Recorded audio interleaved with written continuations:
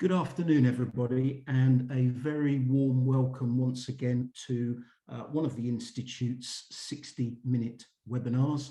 I do hope all is well with you.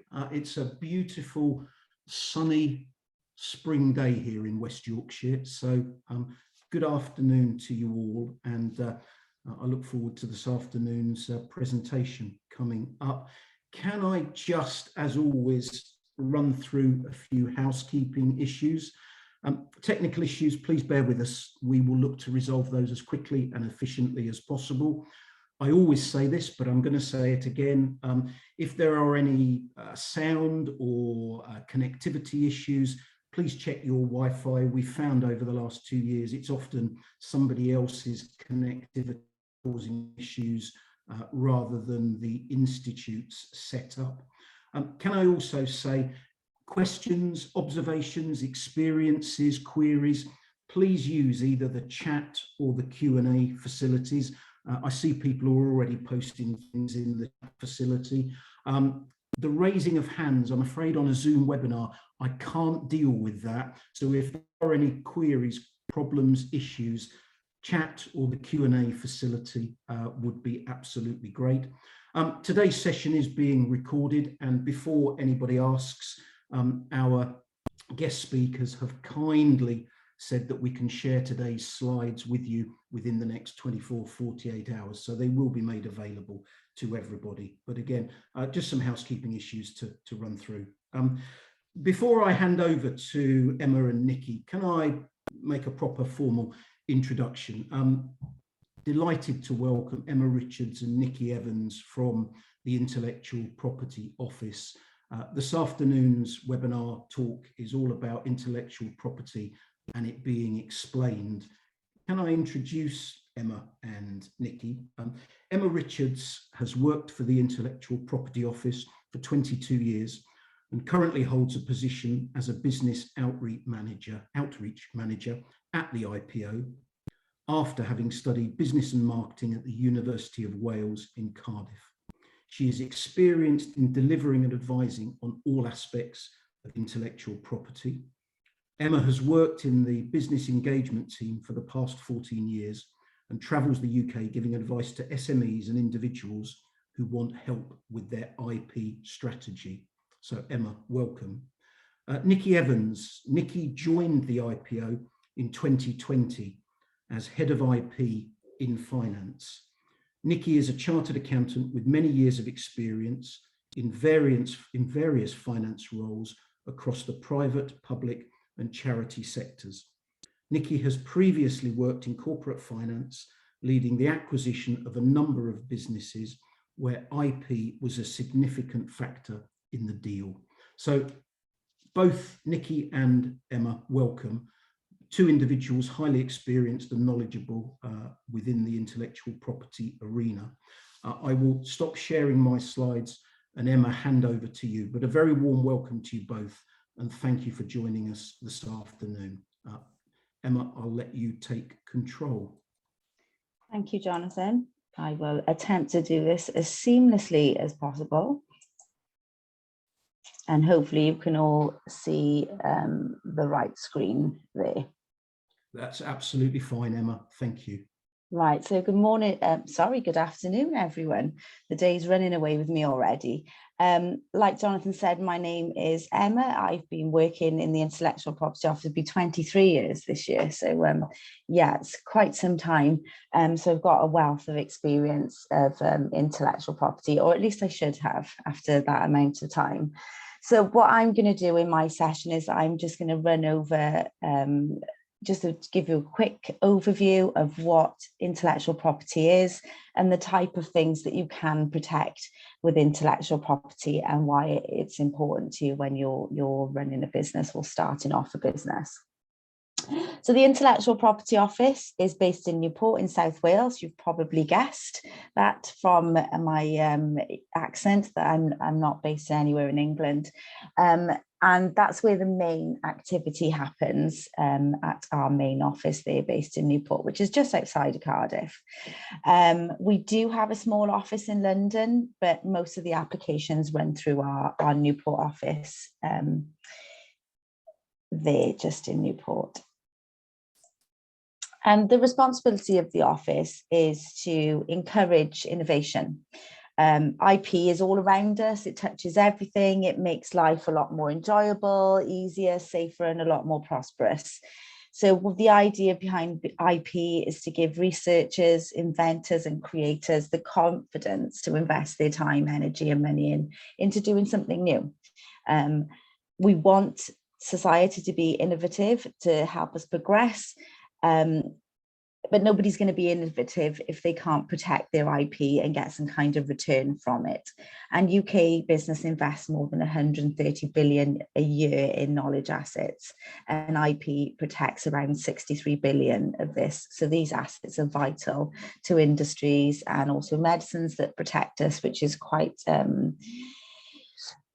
you know, relevant, especially over the last couple of years, and the production of COVID vaccines and that type of thing.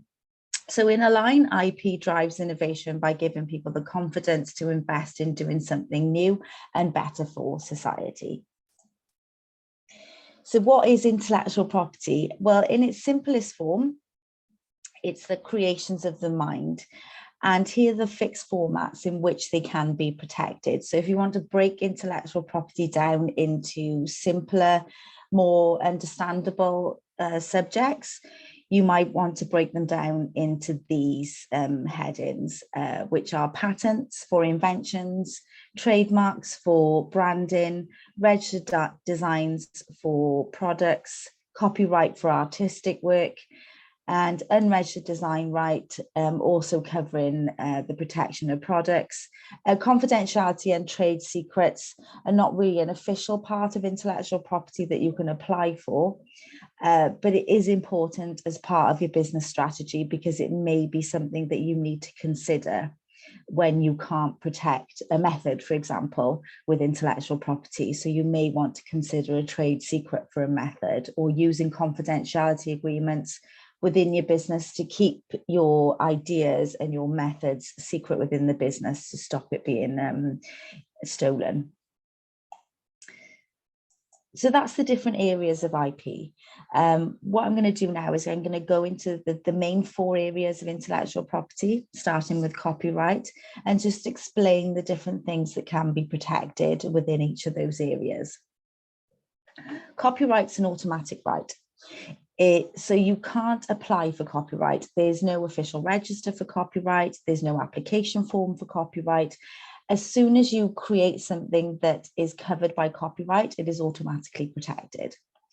And there's a number of things that you can protect.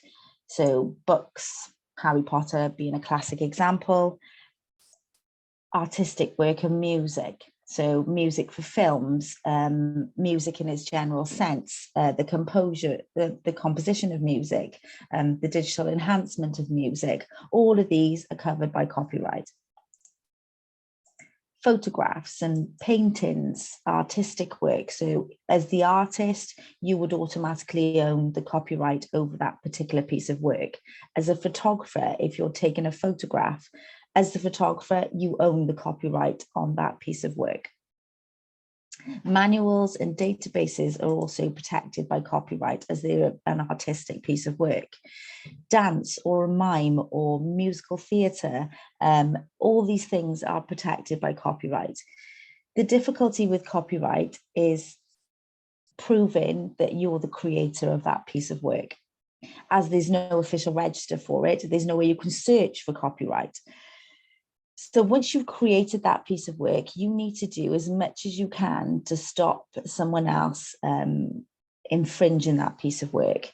Identify yourself as the author, use the copyright symbol on all of the work that you produce. And copyright is quite multi-layered as well. So in some circumstances, if you think of a musical, for example, so I've popped Hamilton on there, which is a very current and popular musical at the moment. The original script would have been written by someone owning that copyright. The music attached to the musical would be owned by copyright. The performers within that musical are creating copyright, so they have performers' rights.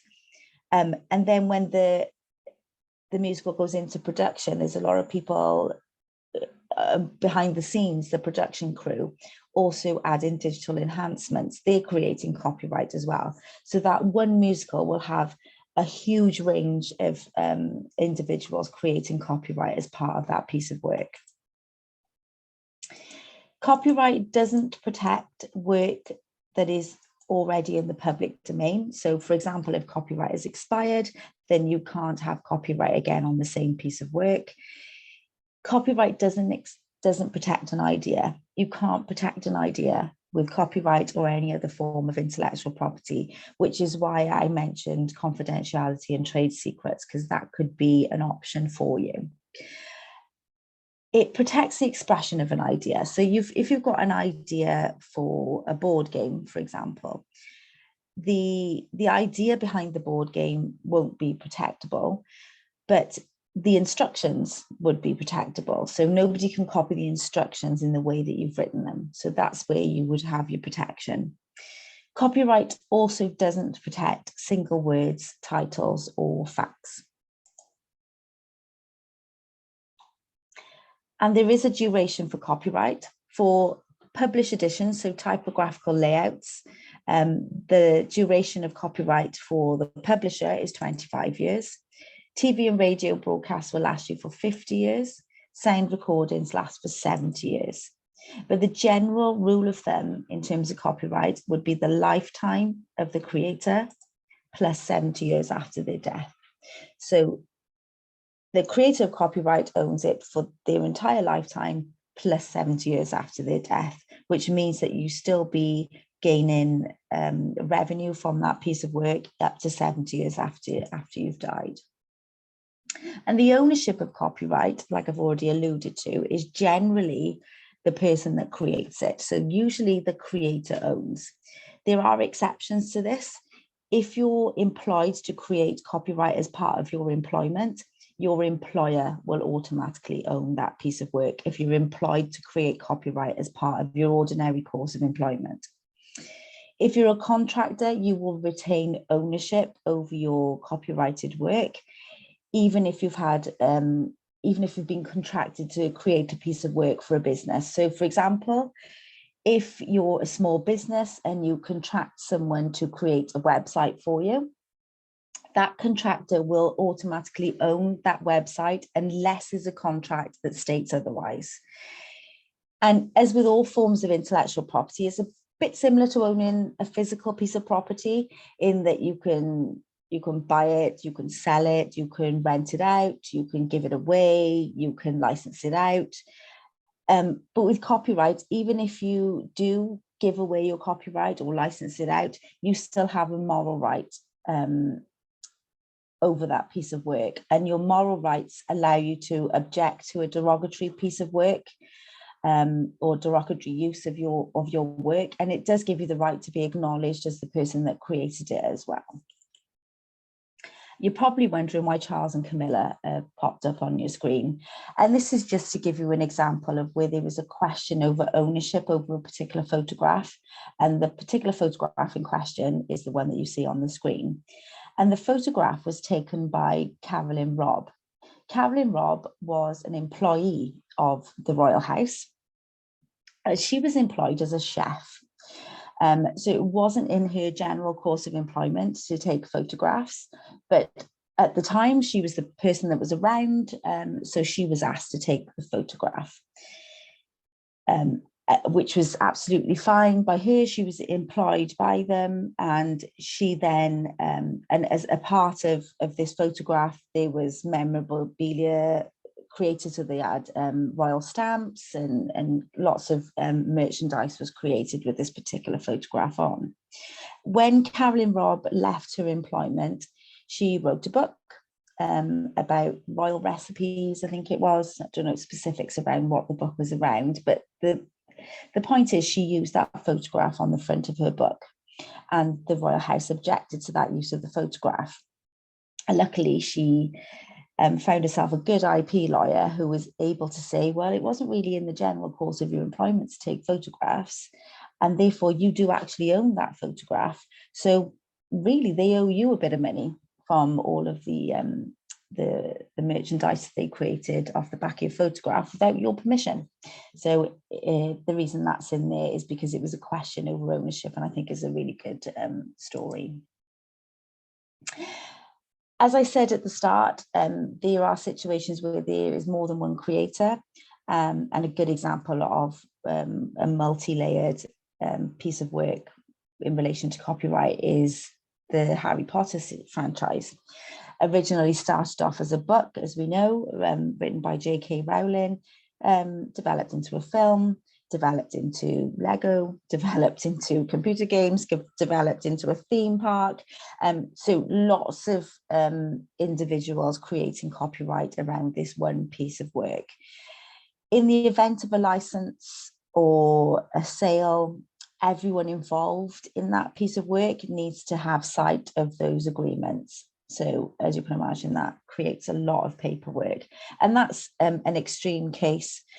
In a business situation, if you've got a small team doing a bit of web development, if you are licensing that particular piece of work out, everyone involved in that web development does need to have sight of any licensing agreement relating to that piece of work as they've been part of the creative process.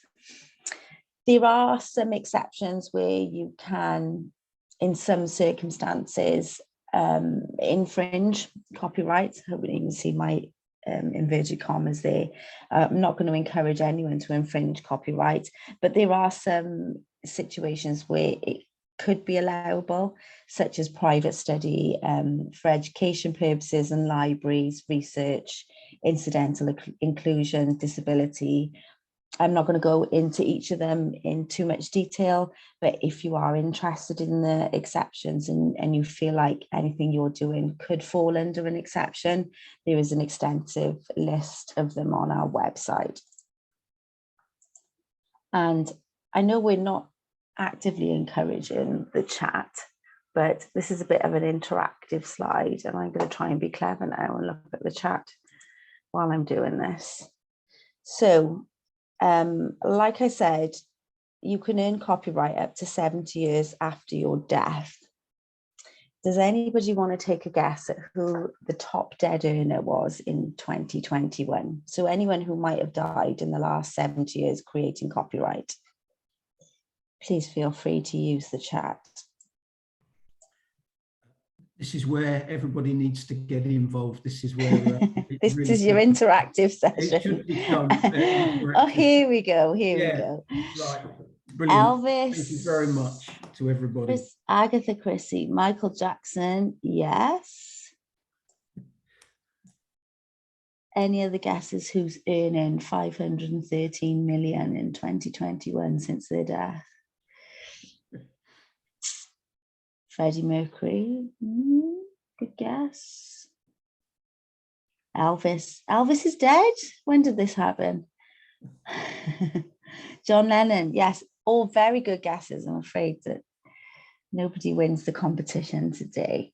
So here we go. Let's put you out of your misery. We've got Luther Vandross at number 10. Jerry Goffin, creator of McDonald's. Yeah. Might still be alive. Arnold Palmer at number 8. Elvis is there. He's number 6 or 7 there. See. Bing Crosby, Dr. Seuss, Charles Schutz, Michael Jackson, Prince, and Roald Dahl. So Roald Dahl earned quite a bit of money last year. So yeah, he's been within the 70-year window, and that list, just out of interest, is just changed a lot in the last year. Michael Jackson was at the top for years. It just goes to show how much money you can make even after you're dead. So if you are creating copyright, make sure you mention it in your will. Very interesting list, yeah. So that woke you all up a bit. Okay, so the advice with copyright is to keep as much of a record as you possibly can. If someone's infringing your work, you need to prove that you created it first. And the only way you're going to do that is to produce your proof of evidence that you're the creator of the piece. If you are licensing your work out, use contracts. If someone's infringing your work, don't look at it as a negative thing, because you may be able to set up a licensing agreement with that person. If they're interested in using your work, it may be down to pure ignorance that they don't realise that it's a copyrighted piece of work. So you could look at it as an opportunity there for your business. And even though there's no official registers, there are some unofficial registers that exist. They'll charge you an annual fee, and for that fee, they will support you with any kind of infringement problems that you come across, and they'll give you some legal advice. So it's worth looking into those if you are creating a lot of copyrighted work. So on to the next area of IP, which is registered designs. Quite a simple area of IP in that it's protection for a product. So simply what it looks like, not what it does, not the way it's manufactured, not the material it's made from, just what it looks like aesthetically. And you can submit an application to us. So that can be a physical product, or it can be a pattern, it can be a picture, it can be electronic product. You know, it's quite a wide scope for registered designs. The only restrictions against a registered design is it doesn't protect when a product has to be a particular shape to perform its function, hence the reason I've popped a key on there to demonstrate a key has to be that shape to perform its job, therefore it would be exempt from design protection. It doesn't protect the material it's made from or how it's manufactured, as I said. And we would also exclude anything offensive or anything related to the royal family, like protected flags and emblems, and also anything kind of offensive in any kind of way, religious connotations, that type of thing. And it's quite an inexpensive form of intellectual property. You can register one design for £50, or you can register up to 50 for £150. So if you're creating a suite of products, they don't have to be similar products. They can be knives and forks, they can be shoes, or they can be handbags. So if you've got a little boutique and there's lots of things that you're creating, it might be worth looking into this, as you can submit them all on one application and they don't have to be related.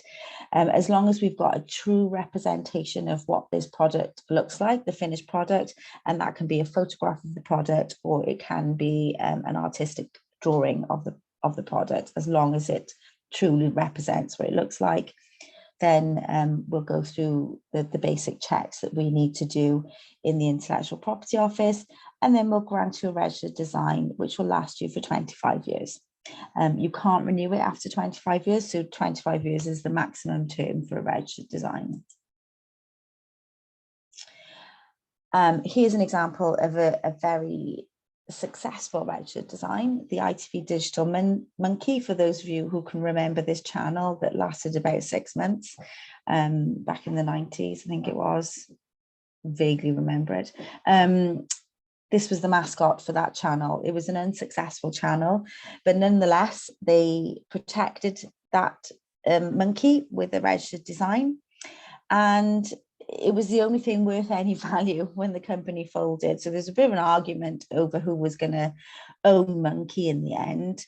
And eventually it was resolved by both parties giving the license to Comic Relief, and now Comic Relief license him out to PG Tips, and they obviously then gather the revenue from PG Tips and put it back into the Comic Relief charity. So really good example of how something so relatively inexpensive can generate income for a company. Not so straightforward is the wonderful world of patents. Patents protect the way something does its job. So very opposite to registered design. Registered design is protecting what it physically looks like after it's performed all its function.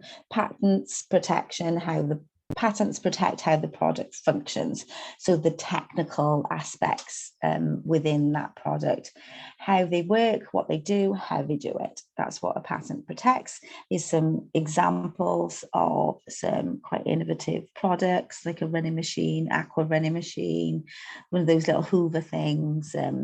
It's not our job to assess whether there's going to be a market for these products. We're simply assessing whether it fits the criteria for a patent. The criteria is it must be new, so it can't be done anywhere else prior to your application to the Intellectual Property Office. So the advice would be to keep it secret. If you're having discussions about your invention to a third party, make sure you use non-disclosure agreements, because prior disclosure of your patent could invalidate your application. So that's, if you take anything away from this today, if you are an inventor and you are creating a new product, just make sure you keep it secret before you submit your application through to us. So the other criteria is it must be an invention. It's got to be doing something that's unique, and it must have a technical effect. So it's got to be technically viable. To apply for a patent, we do advise using a patent attorney. And the reason for that is because it's a long process. I'm describing it in a very simple term. There's a lot more involved in a patent application. It's a technical document that you're submitting. The drawings have to be right. The technical descriptions have to be right, and it's described in a language that's not going to win any kind of plain English awards. It's very technical, very legal, and getting that application right could be the decision between having a patent or not having a patent. So that's why we do strongly recommend getting some legal advice and some help to submit your application to increase the success chance of it. And to use a patent attorney, they're probably going to charge you around about £5,000 to get your application to a place that is worth submitting. And the process then can take up to 4 years for a patent to go through. That is kind of an average. So to eliminate any additions to that timeline, it would be really good if you could just get a good application in. If you're brave enough to apply for a patent yourself, the application fee is around about £200. And then there are renewal fees. A patent will last you for 20 years. You can't renew it after 20 years. So that is the lifetime of a patent. And that's the time in which you obviously gain revenue from that monopoly that you have. So a bit of due diligence, keep your inventions confidential and use non-disclosure and confidentiality agreements where it's applicable. You can search for existing and similar inventions to eliminate that problem, and seek some help from a patent attorney, as I said, to draft your application. So on to trademarks, which is protection for your brand. And here's some really good examples of some eye-catching common brands that we all recognize. And these are the type of things that you're going to apply for when you apply for a trademark.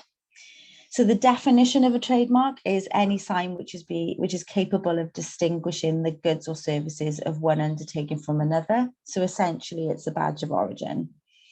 It can be, if it's renewed, it will last indefinitely. So the first trademark on the register is still being renewed, and that is for the Bass Triangle. So trademark number 1, still being renewed, still in use today.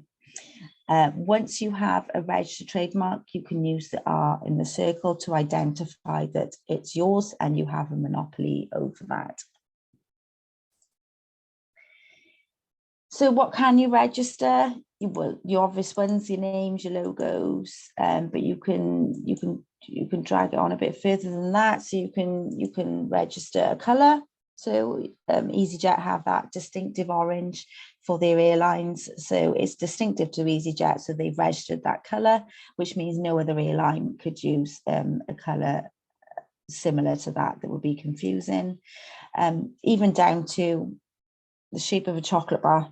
So you can register shapes You can register movements like Asda have done. There's not so many of those on the register, but if you want to go to that extra length to protect your brand, then by all means submit an application. And sound and jingles can be protected as well. I've put the music notes on there because this is how we used to receive an application for a sound or a jingle. Now we accept MP3, MP4 formats for sound marks. As long as it's distinctive and as long as it's not, you know, Virgin spelt slightly different, then, you know, potentially you can have a registered trademark. A search will be carried out by a trademark examiner. They'll search for similar existing marks. If they find a similar mark, they'll get in contact with the earlier rights holder and let them know that you're applying for something similar, and then they can object to your application. Again, we wouldn't accept anything offensive, religious, and try and avoid applying for a trademark registration that describes your goods and services. So Apple is really good for computer products, but not so good if you were thinking of opening a greengrocer and calling it Apple, because it's quite descriptive of one of your goods. So discouraging that is what we would do. You've probably heard of this case. This is the caterpillar warfare, as we call it. So M&S have 3 trademarks relating to Colin, who was launched in 1990. So they've registered the name Colin the caterpillar. They've registered the box, so the overall appearance of the box and the way it looks and the colouring and that type of thing, and also the cake itself. So as you can imagine, when Aldi came out with Cuthbert, which is very similar in shape and design, also as well, M&S have got registered designs on the packaging, so they had a strong case, but they have agreed a settlement, but they're being quite quiet about it, which was agreed last month. So I can't divulge any more information on that case, unfortunately, because we don't know the detail, only that they've reached an agreement. So like I said, you can't register anything that's descriptive, offensive. Avoiding use of laudatory terminology is also advisable. Claiming that your product is the best or the greatest would not be allowed. So try and be non-distinctive. Try and be the first Kodak. You know, try and create a word that's going to be unique and that your consumers are going to associate you with. Jeremy Clarkson has applied for this trademark. I am a F***ER. And I've mentioned about offensiveness. He's saying the word is farmer. I am a farmer, but this could be deemed to be offensive. So we're keeping an eye on this application to see how this transpires, how it progresses, because if it is deemed to be offensive, it's interesting because it's not actually saying the word that it's actually alluding to, but it is the perception of the general public, and it is the perception of what the trademark examiner feels like the perception of the public would be and whether it would be offensive. So we're keeping an eye on how this progresses. And there he is, in his farm shop. So the advice is to search for a trademark before you apply to us. It's a free search. You can do it on our website, and you can avoid some expensive mistakes before you apply and become aware of any competing marks. And it's a free early resolution of problems, so sure, take advantage of it. If you are stuck with the search facility on our website, we've got advisors on the other end of the line who would be more than willing to guide you through it.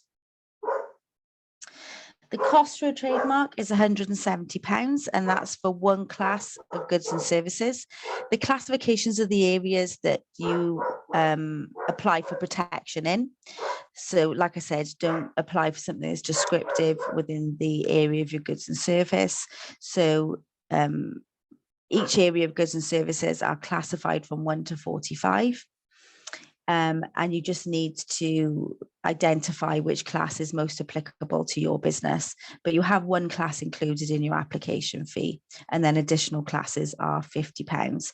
There are options to apply abroad as well, in Europe and also at the World Intellectual Property Office.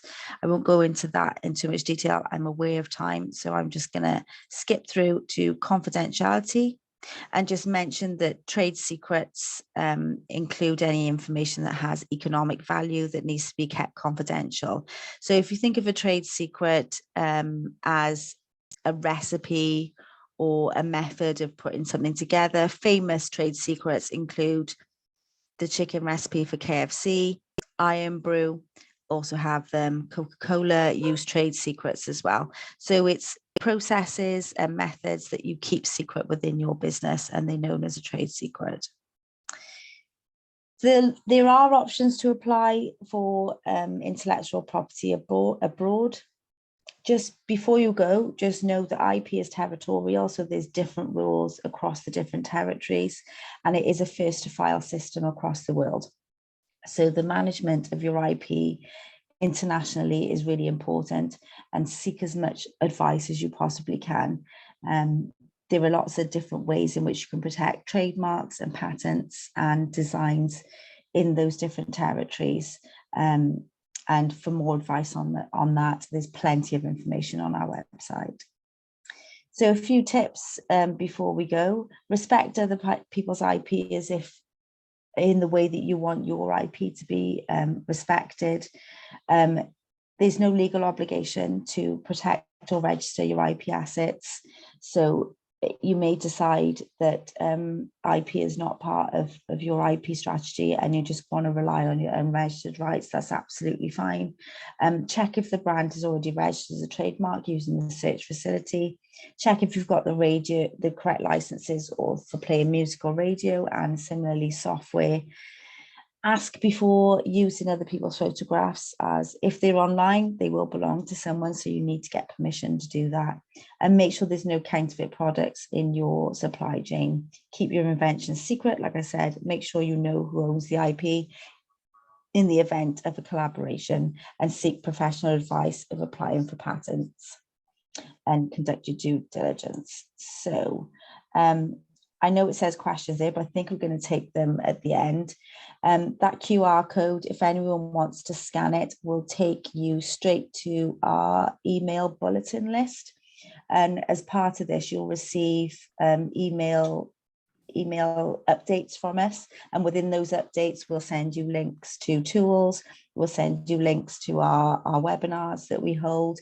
We'll let you know where we're going to be at events. So if you want to take advantage of that, maybe not now, but it will be in the recording anyway. So I think at this point, I'm going to hand over to Nikki. Emma, thank you. Whilst Nikki loads her slides for her part of the presentation, thank you very much indeed. Yes, you're right. We did agree we'll save all questions till the end. Can I just ask though, on the QR code, when we share the slides with the attendees after the session today, am I right in saying that'll work then? So if somebody hasn't, yeah, that's good. That's good. All right. Thank you, Nikki. I'll be quiet again and hand over to you. Okay, thank you. Thank you for coming to this presentation. And I understand that somebody else who's in a position in the government is also speaking today. So I'll try to make sure that you feel that you made a good choice. My name is Nikki Evans, and I'm head of IP and finance at the IPO. I am an accountant, but I don't have anything to do with the accounts at the IPO. My role involves supporting IP intensive UK businesses to gain access to the right kind of finance at the right time so that they can grow. And I've called this part of the webinar the value within, as it describes some of the challenges that we accountants face when we're thinking about IP in a financial context. I'm sure whilst you were listening to Emma's presentation that you would have been thinking, yes, this all sounds absolutely great, but where is it in the accounts?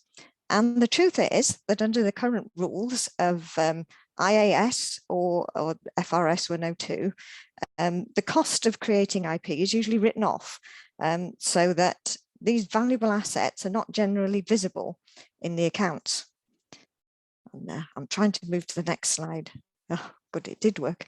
So I've called it hidden value, and it's kind of, well, what is it? So if you think about a well-run business, they normally know exactly where their physical assets are and what they're worth.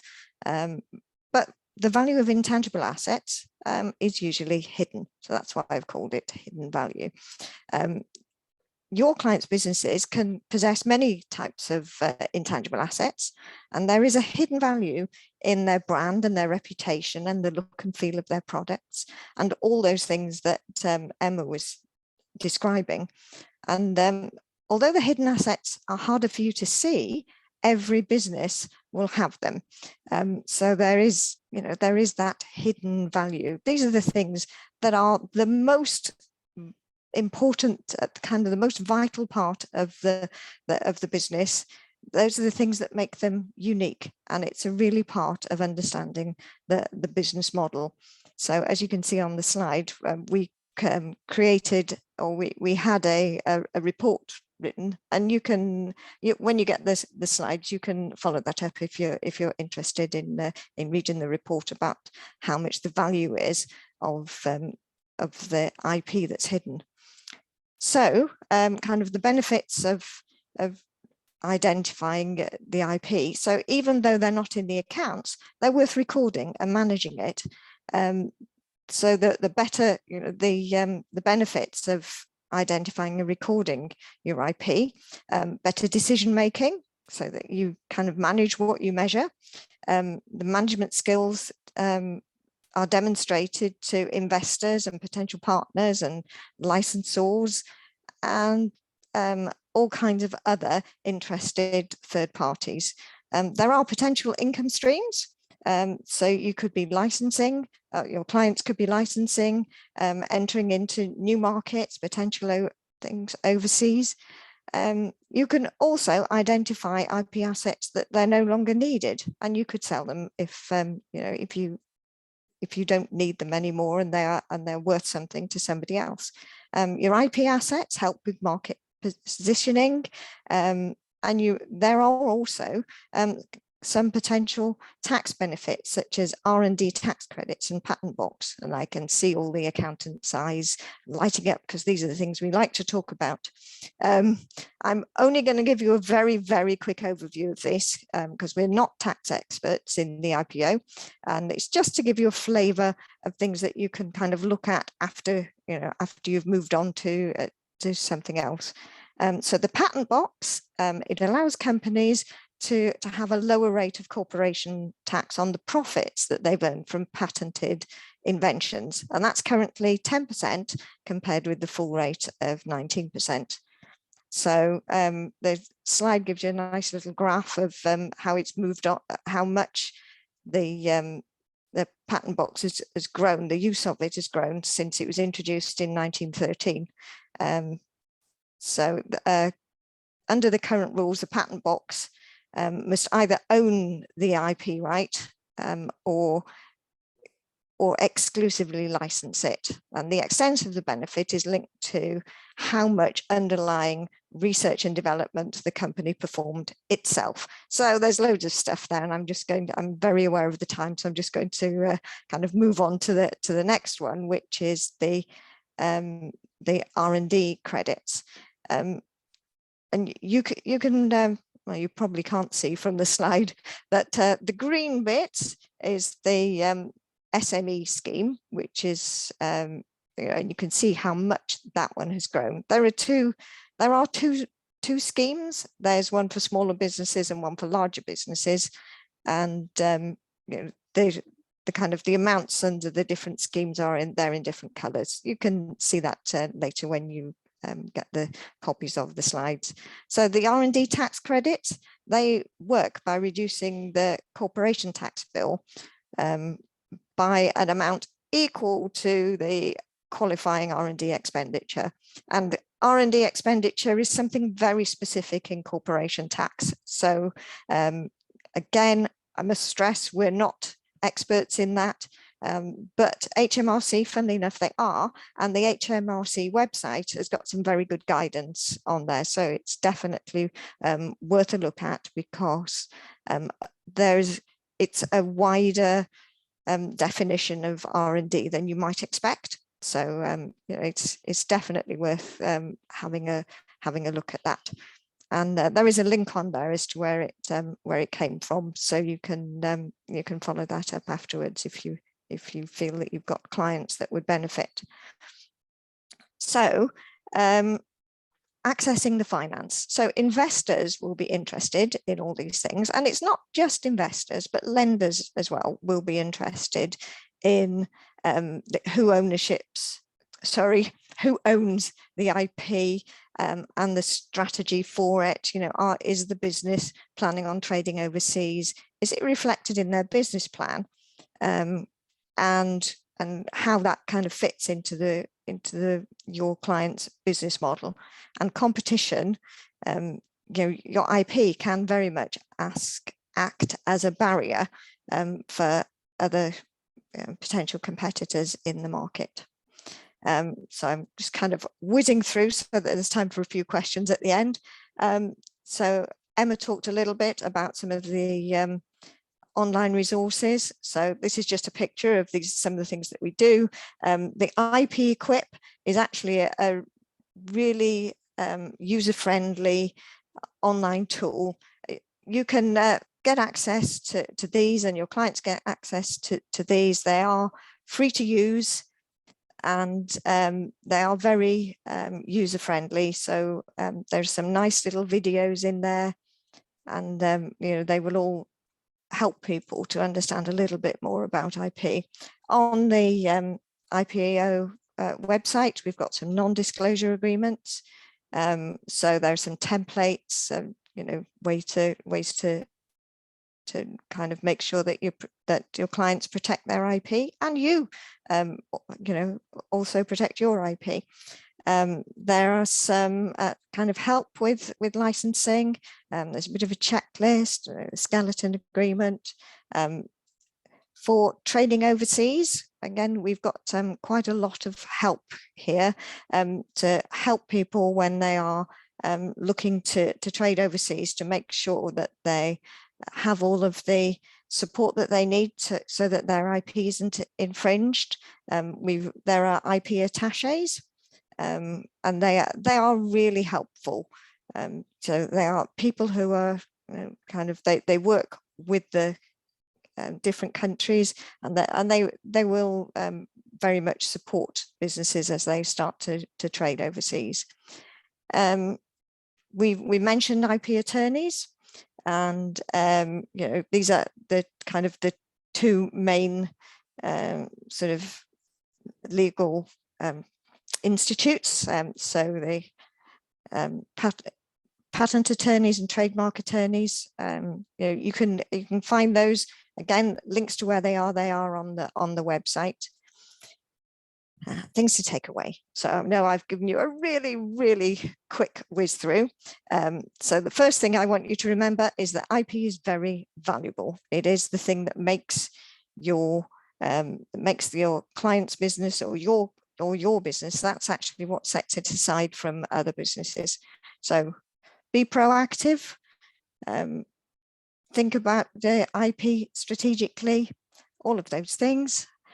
And oh yeah, I've given you the fastest whiz through of IP and finance that I could possibly do. So I want to thank the IFA for giving us this opportunity to present, and I hope that you have found it interesting and informative, and thank you all for attending. And this is my last slide.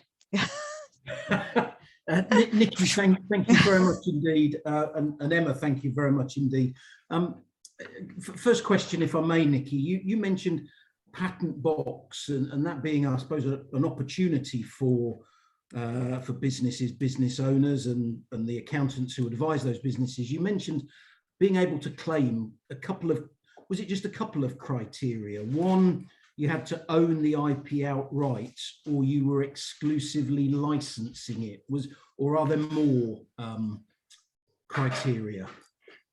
There are more criteria, and it's definitely worth looking at the HMRC website for that, because if I tried to explain it, I think it would probably take me about 3 or 4 hours to explain it in full as to what that is.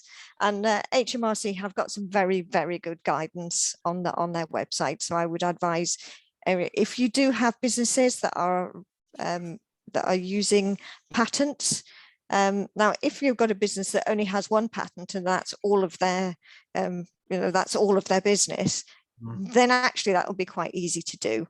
But I think part of the reason that quite often the patent box is used by larger businesses is that if they've got to if they have business which is coming from not only different patents, but different areas that are not patented, then you've got to make sure that you can identify the particular profit that is made from a particular patent. So it's it can be a little bit more challenging. Okay. No, thank you. And I didn't want to put you on the spot, but I think that's answered the question. But there's also in the slides some further links where people can find out further information. That's great. Now, I'll ask the question, but I think it's all been answered because there was a follow-on slide, but just so I make sure that we've answered. If a new innovative material is not protected by copyright, is the technology or process used to establish that instead copyrighted? And then I think the person who's answered the question has then said, patents answers above the question. So Emma, I don't know if you heard that, but yeah. First of all, copyright's not going to protect you for materials or processes. So I think there might be a little bit of confusion over what copyright actually protects in that sense. Copyright protects artistic works. So if you've got materials that are quite artistic, it's going to stop anyone copying it the way it looks, but it's not going to stop anyone copying that process if they figure it out. The only way of keeping a process protected is to keep it secret within the business. I don't know whether I'm getting a bit confused at the question, but I think that's my understanding of it. Thank you. No, if we've misinterpreted the question, then if you could post something further in the chat box, that would be great. If that is the case. Just another question, and this sort of was posted quite early on, Emma, so I think it's probably maybe linked to yourself, but are short video clips, will they be covered under copyright? Yes, they would. Yeah. Yeah. Okay. Lovely. One for both of you, maybe, but can you clarify? You can only recognise intangible assets to which the business has a legal right. Is that correct, Nikki? I'll let Nikki pick that. Well, the intangible assets, you obviously you have to have paid for them, but an intangible asset could well be something that you're licensing. But intangible assets can be your something that you had, like your customer list. It's not, it's not really something that you could ever put anywhere near your balance sheet. Because as you know, the accounting rules for intangible assets in particular are quite complicated, and the international accounting standards aren't the same as the FRS 102, and they're not the same as FRS 105. So I'm not sure that I answered the question at all there. But... Okay, thank you very much. I'm conscious of time, and I think you've both covered a lot, and as people have already started posting in the chat facility, informative, educational, interesting, thank you. So I'll echo all of those comments, Nikki and Emma. I think a lot of information has been provided, but I think with the slides that we will share, there are a number of really useful links that I would strongly advise anybody who's listened this afternoon to look at and read further, or to pick up on, as and when it's important for your business or the clients that you're supporting. There were some tips given around, intellectual property and what to look at, what to consider, what to think about. That would be my first starting slide if I was going back over the next few days over the presentation, because I think it's important that as accountants, we don't need to be experts, but I think we need to have an understanding and an appreciation around intellectual property, because as has been identified, it's complex. I love the fact that Colin the caterpillar came up, and Emma, you gave a number of examples across the various types of intellectual property whereby, if you're not careful and you don't know what you're doing, you could actually end up in sticky water, or more importantly, you could miss out on a possible opportunity and the value that creates for a business. And I think with regards to opportunity, if one doesn't know enough about Patent Box or R&D, that's another area that as members, as attendees, we need to look at. I think Nikki, you used the word proactive. I back that up by saying I think proactive to ensure that members, attendees have knowledge. So really important from that perspective. But yeah, can I just echo the comments from the audience, and I'll finish with maybe the last one if I can. Thank you to the presenters. Refreshing and very knowledgeable around the IP subject matter. So thank you very much both. A couple of questions maybe around format. A new member's asked me whether we provide and share the slides. Yes, we do. That will be done over the next 24, 48 hours. As a reminder to all members, it's your responsibility to log your CPD. So your attendance at this or any other institute online event or face-to-face event, it's your responsibility to log that. You use the website and your own personal CPD dashboard to do so. If you have any problems doing that, please pick up with the membership team. They would be able to help you. From my side, I've got probably about a minute before I've run over. I just wanted to go back and share a couple of slides with everybody, if I may. So if kindly bear with me. Just wanted to share a couple of slides about up and coming CPD. I hope everybody can see that. We have two conferences coming up in May and June, one in London, one in Birmingham. The registrations are rising, and they're rising quite rapidly. We do have a limit on places, so if you haven't yet booked or registered, can I suggest or advise that you do so? And there is an early bird discount that applies until the 31st of this month. So the early bird rate does end on the 31st of March.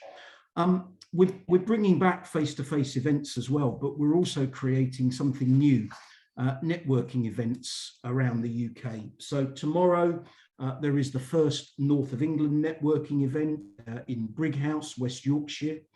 Scotland, 28th of April, Eastern England on the 9th of May, and London on the 16th of May. So if you live near or within one of those regions, please do register, please do get involved. For the south of England, for the Midlands, for Northern Ireland, the southwestern Wales, we are looking at dates, venues and locations, so we will update the website again soon. And then there's a lot of online activity for members to take advantage of. Some things to watch out for. I know everybody likes the technical updates and information. Tomorrow we have the financial reporting first quarterly update of 2022. On the 30th of this month, there is the annual payroll update for 2022. And the next tax series runs on the 10th, 17th and 24th of May. We continue with both UK and international 60-minute webinars. All of these are found on the website. So whether it be the UK, the UAE, Pakistan, Ghana as examples, there are a range of webinars coming up. And then the other webinars that we promote, we host, we get involved with are working alongside some of the Institute's partners. So you will see a number of those have taken place and are taking place both this month into April and beyond into May and June. So the website www.ifa.org.uk/CPD is where you'll find all of this information. My last point before we close is just a reminder for anybody on the call as a member who hasn't yet renewed their membership or completed the required declarations, please do so. You have until the 31st of March 2022 to do so. It's vitally important you do it by that date. That's enough from me. Just let me check the Q&A and the chat box before I say thank you and good afternoon. I'll thank again Nikki and Emma. Really insightful, informative and very useful presentation. So to them and the IPO, we say thank you. To everybody else, I hope you found the session useful. I hope you have a good afternoon and we very much look forward to seeing everybody soon on the next Institute webinar. Thank you all. Have a good afternoon and have a good remainder of the week. Take care. Bye-bye.